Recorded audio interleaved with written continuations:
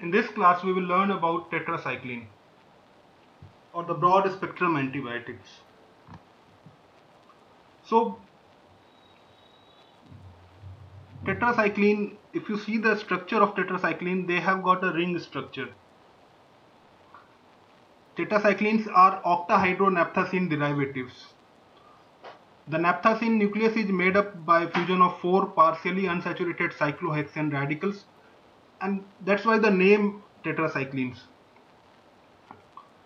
So all the tetracycline have got a ring structure, and the different substitution on the ring structure actually affects their pharmacokinetic properties.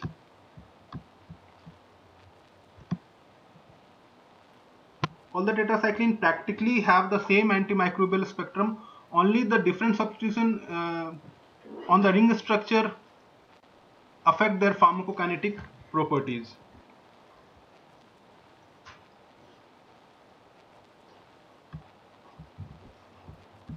So you can see the substitution at position 5, 6 or 7 actually affecting the pharmacokinetic properties, or the responsible for the difference between pharmacokinetic properties between the class 1 tetracycline such as tetracycline, oxytetracycline, and the class 3 tetracycline such as doxycycline 1 and minocycline. Now,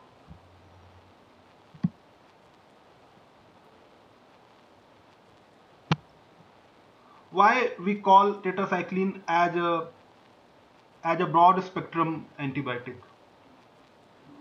Because if you see their spectrum of activity, in contrast to the existing antibiotic in that era, that is penicillin and streptomycin was available before tetracycline was launched. In contrast to penicillin, which was primarily active against the gram-positive organisms, and in contrast to streptomycin, which was mainly effective against the gram-negative organism, tetracycline had a wider spectrum of activity covering not only gram-positive cocci, gram-negative cocci, gram-positive bacilli, gram-negative bacilli, and also most importantly they had activity against the intracellular organisms such as Rickettsia, Chlamydia, and also in higher concentration they were inhibiting certain protozoal infections such as Entamoeba histolytica and Plasmodia. But they were not active against virus or fungi, and they don't have any activity against the Enterobacteriaceae such as Proteus, Pseudomonas, Salmonella, Klebsiella, and they are also not active against Mycobacterium tuberculosis. But in contrast to the existing antibiotics such as penicillin and streptomycin, naturally they had a wider spectrum of activity and they were also orally effective. So as I was telling you, when originally introduced, tetracycline inhibited practically all the types of pathogenic microorganisms except fungi, virus, and some other microorganisms. Hence, it was named as broad spectrum antibiotic. But later on, with the indiscriminate use of tetracycline, its spectrum of activity has narrowed down to an extent. But if you see the antimicrobial spectrum of activity of tetracycline among the gram-positive cocci, all gram-positive and gram-negative cocci were originally sensitive, but now only few of the Streptococcus pyogenes, Staph aureus, and Enterococci are inhibited. And responsiveness of Streptococcus pneumoniae has also decreased to an extent. And among gram-negative cocci, tetracycline are now active against relatively few gonococci and meningococci. And most of the gram-positive bacilli such as Clostridia, Listeria, Corynebacteria, B. anthracis are inhibited, but they do not inhibit Mycobacteria. So Mycobacterium tuberculosis are not inhibited, but the exception is M. leprae. particularly minocycline, have got good activity against M. leprae. So they are used in leprosy. Then the sensitive gram-negative bacilli are H. ducreyi, H. pylori, Vibrio cholerae, Brucella, Y. pestis, but Enterobacteriaceae are resistant. So they do not inhibit Pseudomonas, they do not inhibit Proteus, Klebsiella, Salmonella.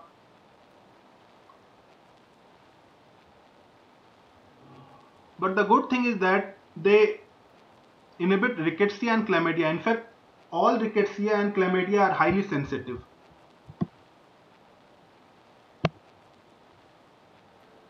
And Mycoplasma and Actinomyces are moderately sensitive. And at high concentration, they also inhibit Entamoeba and Plasmodia. And they have also got activity against spirochetes.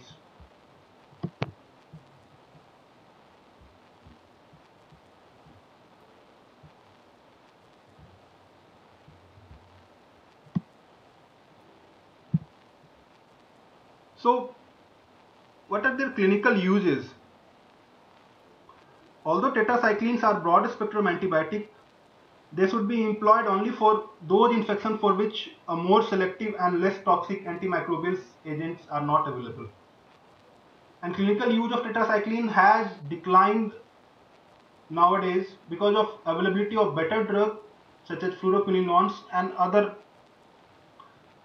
efficacious and safe antimicrobial agent.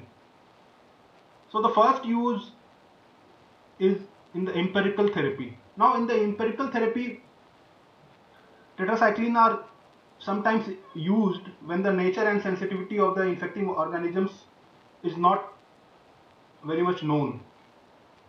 But they are not dependable for empirical treatment of particularly the empirical treatment of serious and life-threatening infections, mainly because of their bacteriostatic nature, and also because most of the organisms have developed resistance to them nowadays. They may be used for initial treatment of mixed infection, but even for the mixed infection, a combination of beta-lactam and an aminoglycoside antibiotic can be used or can be preferred, or a third generation cephalosporins or fluoroquinolones are preferred. But they are, in spite of all these shortcomings, they are first choice drug or drug of choice for certain infection, particularly in rickettsial infections such as typhus, Rocky Mountain spotted fever, Q fever. These rickettsial infections, they respond very well to tetracycline. The other alternative is chloramphenicol. Then they can be used in chlamydial infection,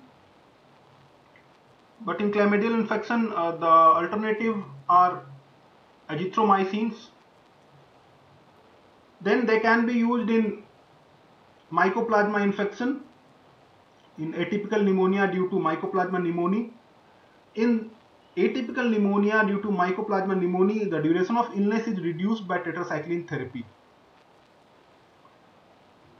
And also, they are drug of choice in cases of cholera, but in cholera, tetracyclines have only got adjuvant role. They act by reducing the stool volume and limiting the duration of diarrhea. They can be used in plague.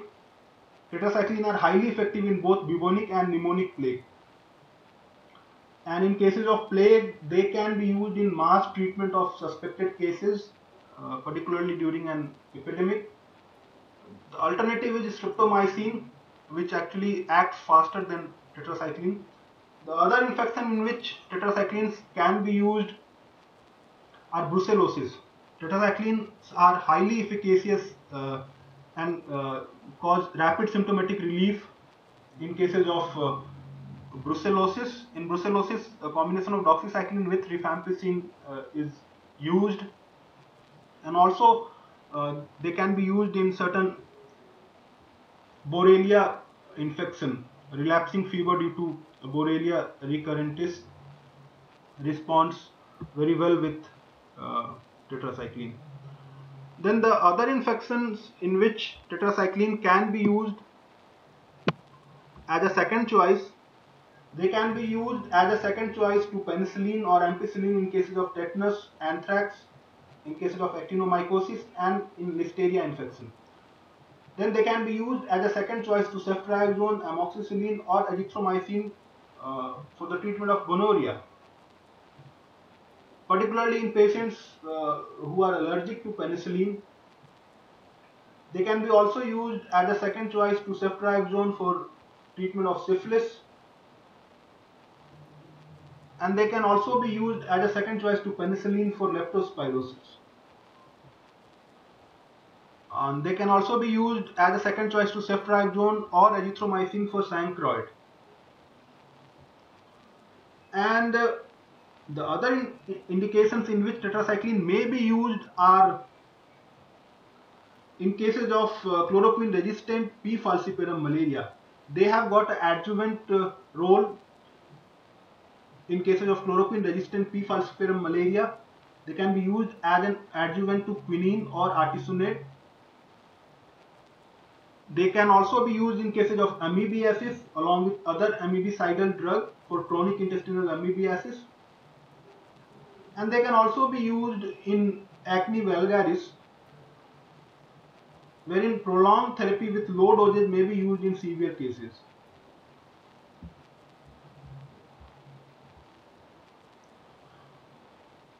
Now let us discuss the various types of tetracycline. What are the differences between them?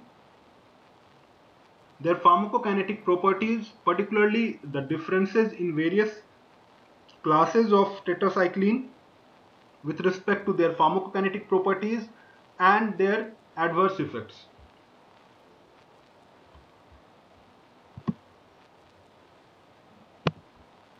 Now tetracycline, broadly according to their source, can be divided into naturally occurring tetracycline or the semi-synthetic ones.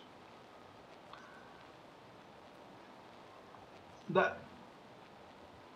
initial few tetracycline such as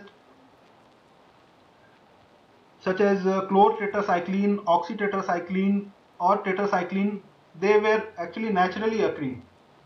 All were obtained from soil actinomycetes. And the first to be introduced was chlortetracycline in 1948. And chlortetracycline was launched with the brand name of aureomycin.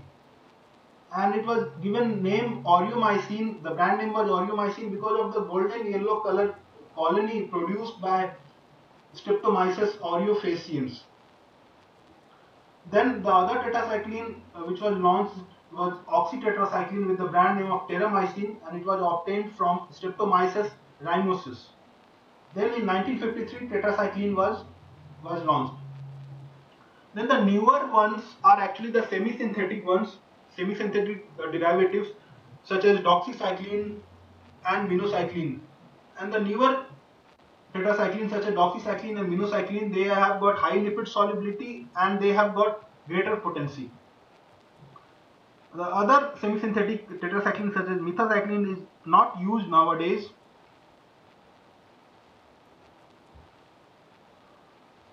Then according to duration of action, tetracycline can be divided into three categories: the short acting ones, the intermediate acting ones, and the long acting ones.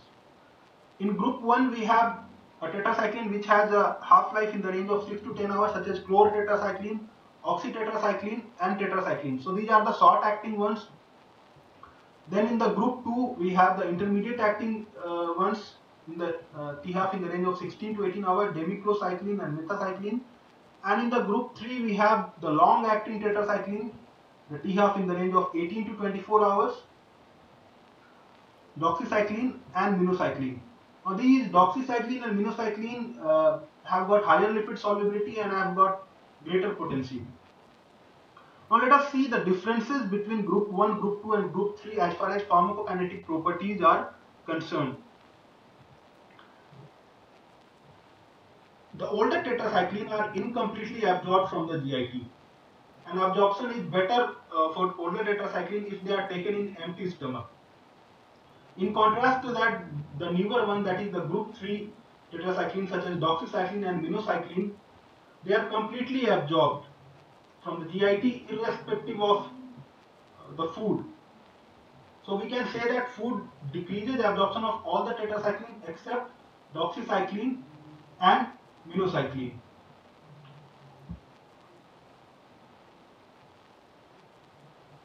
Then the another important thing is that all the tetracycline have got chelating property. They form insoluble and unabsorbable complexes with calcium and other metals. So milk or the iron preparation or the antacids actually reduces their absorption, and if possible administration of compounds such as iron preparations or antacids or milk, there should be a gap between administration of these compounds and tetracycline.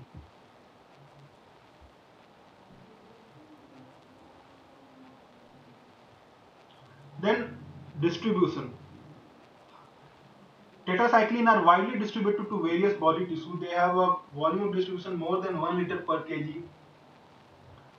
They get accumulated in liver, spleen, bone marrow and teeth. They can cross blood-brain barrier, the placental barrier, and they can get excreted in the breast milk. But their CSF penetration or the CSF concentration of most of the tetracycline is only about 1/4 of the plasma concentration, irrespective of the inflammation of meninges. Then the important thing with respect to group 1, group 2 and group 3 tetracycline is the differences in their metabolism and excretion. The group 1 and group 2 tetracycline are only partially metabolized and they get excreted in the unchanged form in the urine. So you need to adjust the dose of tetracycline, particularly the group 1 and group 2 tetracycline in cases of renal failure. But the group 3 tetracycline such as doxycycline is an exception. They get metabolized in liver and they get concentrated in bile, and the excretion is through feces. So they get excreted in feces as an inactivated conjugated form. So the two things are there, because they get metabolized in liver and they get concentrated in the bile and get excreted in the feces. We don't need to adjust the dose of doxycycline or minocycline in cases of renal failure, and also because they get excreted in feces as inactivated conjugated form, they have got least impact on the gut flora. So what are the differences between group 1, group 2 and group 3 tetracycline? The group 3 tetracycline such as doxycycline and minocycline, in contrast to the group 1, they have got longer acting. They are longer acting, so once daily dosage is sufficient for them.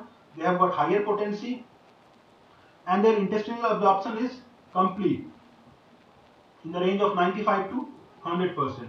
But the difference is, other difference is that the group 3 tetracycline, they get excreted mainly in the feces in the inactivated form. They get concentrated in the bile and get excreted in the feces.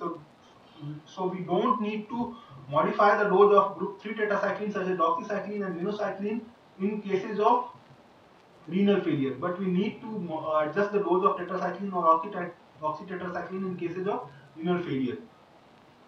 Also, the group 1 tetracycline or group 2 tetracycline, they get incompletely absorbed from the GIT.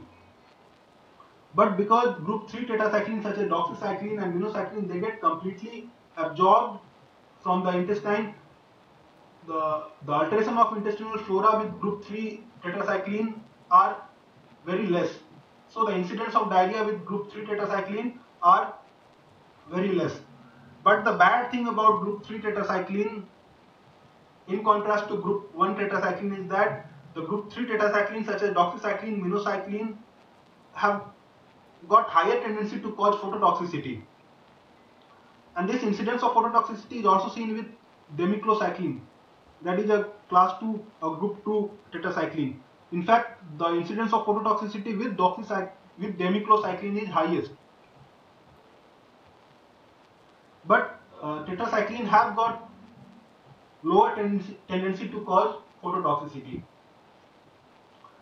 So what we have noted is that the group 3 tetracycline such as doxycycline, which is one of the most commonly used tetracycline, they have got very good oral absorption.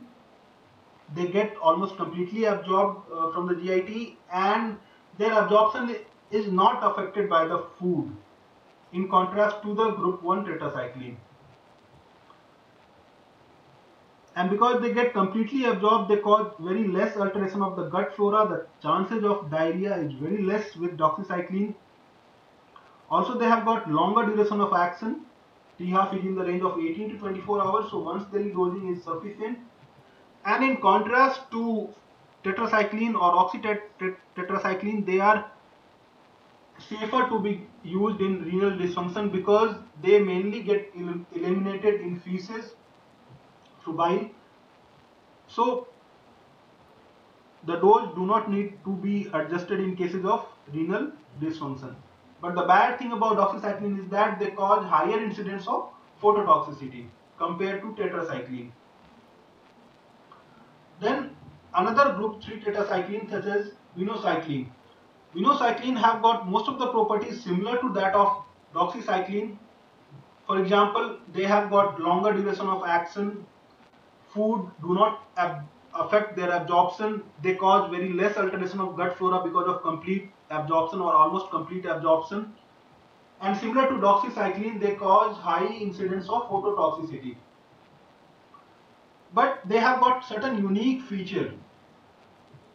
One unique feature is that they have got good activity against Mycobacterium leprae. So they can be used in cases of leprosy, and also they have a tendency to get accumulated in the lipid rich cells of the inner ear.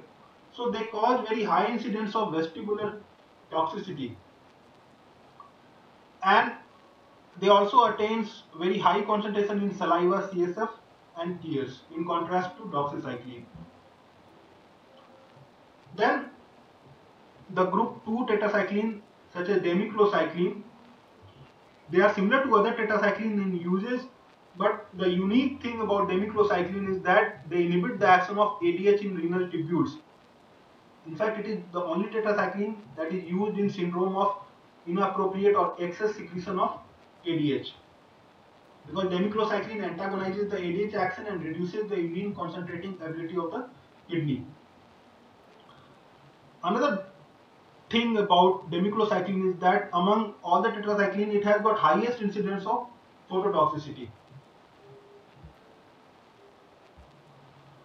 Now let us discuss the adverse effects of tetracyclines. Tetracyclines have got irritative property, and they can cause epigastric pain, nausea, vomiting and diarrhea. And this irritative diarrhea should be distinguished from the diarrhea that is happening due to superinfection. And as I had told you earlier, alteration of intestinal flora and incidence of diarrhea is less with doxycycline or minocycline compared to the group 1 tetracycline such as tetracycline and oxytetracycline.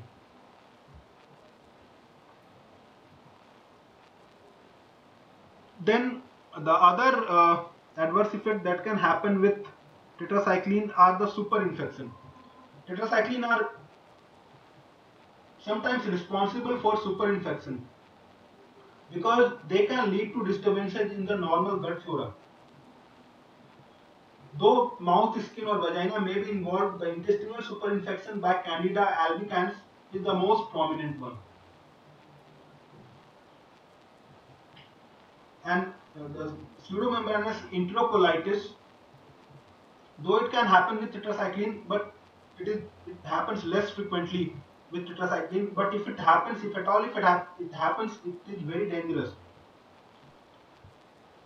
So if superinfection happens with tetracycline, the tetracycline should be stopped at the very first sign of superinfection, and the appropriate therapy should be started. But as I had told you earlier, doxycycline and minocycline are less liable to cause diarrhea because only small amount reach the lower bowel in the active form. Another important adverse effect that can happen with tetracycline are the kidney damage, and it is a risk only in the presence of existing kidney disease. All tetracycline except doxycycline accumulate and enhance the renal failure. So, because the metabolism and excretion of doxycycline is different to that of tetracycline, so the chances of kidney damage or kidney damage in cases of use with tetracycline are more compared to, or the risk is more compared to doxycycline.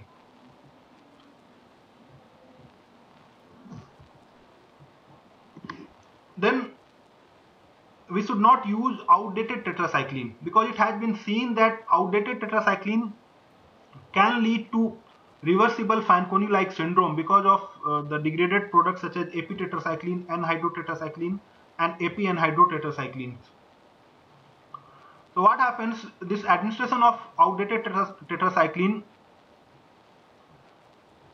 because of the degraded products such as AP-tetracycline, N-hydrotetracycline, and AP-N-hydrotetracycline, they lead to renal tubular damage or the damage to the renal proximal tubules. So it can lead to Fanconi-like syndrome, which is actually reversible. The another important thing is that because tetracyclines have got chelating property, they can form calcium tetracycline chelate. And this tetracycline calcium orthophosphate complex, it can get deposited in the developing teeth and bone. So if given from mid-pregnancy to 5 months of extrauterine life, the deciduous teeth are affected most. And it can lead to brown discoloration and ill-formed teeth which are more susceptible to the dental caries. Whereas tetracycline given between 3 months and 6 years of age, it affects the crown of the permanent anterior teeth, leading to discoloration of teeth, and this discoloration is permanent. And if given during late pregnancy or childhood, tetracycline can cause temporary suppression of bone growth.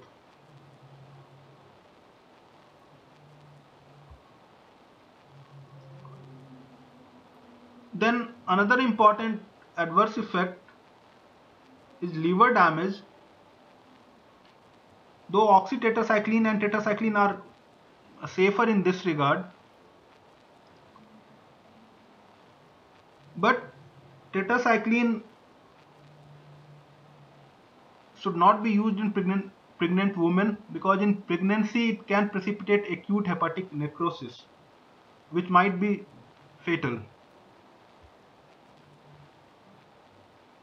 Then the another important adverse effect, particularly with demiclocycline and doxycycline or minocycline, are the phototoxicity. A sunburn-like or other severe skin reaction on the exposed part can happen in some individuals. And the highest incidence is seen with demiclocycline, and also the high incidence are seen with doxycycline. Another adverse effect that can happen is a reduction in protein synthesis because tetracycline have got anti-anabolic effect. So because they reduce protein synthesis, they have got an overall catabolic effect, which might induce negative nitrogen balance and can increase blood urea. And also about demiclocycline, I was telling you that demiclocycline antagonizes the ADH action and they can reduce urine concentrating ability of the kidney. So because of this particular property, it has been used in patients with inappropriate ADH secretion. Then as far as minocyclines are concerned, minocycline can lead to vestibular toxicity, and it can cause ataxia, vertigo, nystagmus. But these adverse effect subsides when you stop the drug. So overall, what we have seen is that all tetracyclines should be avoided in children because they can suppress the bone growth, and they can also cause discoloration of teeth. They should be avoided in pregnancy. The chances of phototoxicity is there with tetracycline, particularly with demiclocycline and also with doxycycline. With minocycline can cause vestibular toxicity, which can manifest as ataxia, vertigo, nystagmus. And the dose of tetracycline should be reduced or should be avoided. They should be avoided in cases of kidney diseases. But in cases of kidney diseases, doxycyclines or minocyclines are safer. And we should never use outdated tetracycline because they can cause reversible Fanconi-like syndrome. Now let us discuss their mechanism of action. All tetracyclines are inhibitors of protein synthesis, and they have got bacteriostatic action. What actually happens, if you see the main binding site for the tRNA molecules, there are two main binding sites for the tRNA molecules. The tRNA bearing the nascent peptide chain is attached to the peptidyl or the P site of the 50S ribosomes.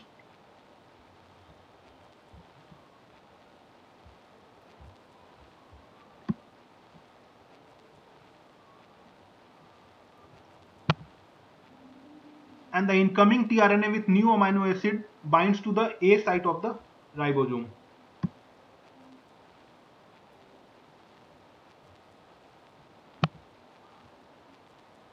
And the peptide chain attached to the P site is then transferred to the tRNA linked to the A site.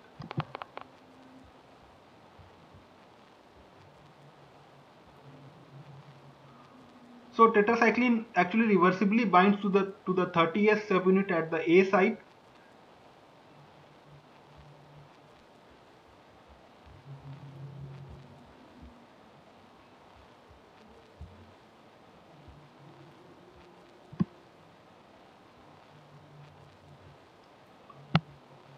And they prevent attachment of the amino acyl tRNA to the A site of the ribosome. Thus they inhibit the translation process. As a result, the peptide chain fails to grow.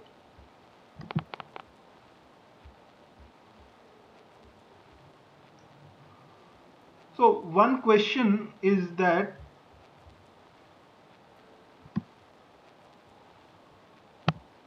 why tetracycline are selectively toxic to the microbes and do not affect the mammalian host? And the answer is that the sensitive organisms have an energy dependent active transport process which concentrates the tetracycline. And in gram-negative bacteria, tetracycline diffuses through the porine channels in addition to the previous mechanism that I have told you. So the carrier involved in active transport of tetracycline is actually absent in the host cell. And in addition to that, the protein synthesizing apparatus of host cell is less susceptible to the tetracycline because of the differences in the structure between prokaryotic and eukaryotic ribosomes. So why tetracycline are selectively toxic to the microbes and not to the mammalian host? Because of the differences in the structure between prokaryotic and eukaryotic ribosomes. Tetracycline do not bind to the mammalian 40S or 60S ribosomal subunit, and the carrier involved in active transport of tetracycline are actually absent in the mammalian 60S and 40S cellular ribosomal unit.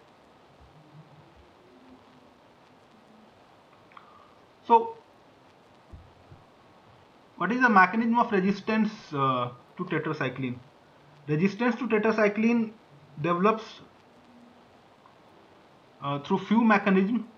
The first mechanism is that if the bacteria develops or the tetracycline concentrating mechanism become less efficient in the bacteria, or the bacteria acquire capacity to pump tetracycline out.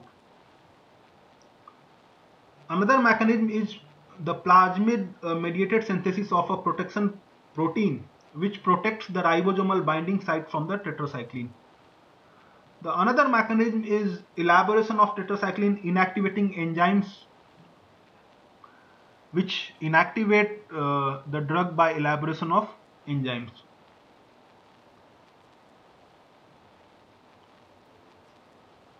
Incomplete cross resistance is seen among different members of the tetracycline group, and partial cross resistance is also seen between tetracycline and chloramphenicol. Newer addition in this group we can say is tigecycline. It is the first member of a new class of synthetic tetracycline analog, and we call it as glycyl cycline antibiotic, which is a derivative of minocycline, and it has got mechanism of action, toxicities and side effects similar to the tetracycline, and they have got activity against most of the bacteria that have developed resistance to the tetracyclines. So in true sense we can call them as broad spectrum. They are 20 times more potent and they binds with higher affinity to the 30S ribosomal unit. So tigecycline is active against most of the gram-positive and gram-negative cocci and anaerobes, including the tetracycline resistant strains of Streptococcus pyogenes, Streptococcus pneumoniae, Staph aureus, MRSA, VRSA, Enterococcus, and VRE, and most of the Enterobacteriaceae, as well as to the tetracycline sensitive organisms such as Rickettsia, Chlamydia, Mycoplasma, Legionella. But Pseudomonas and Proteus are resistant to tigecycline also. So with this we have completed our discussion on tetracyclines. So I hope you have understood the things that I have discussed, and if you have liked this video, please subscribe to my channel and please hit the like button. Thank you.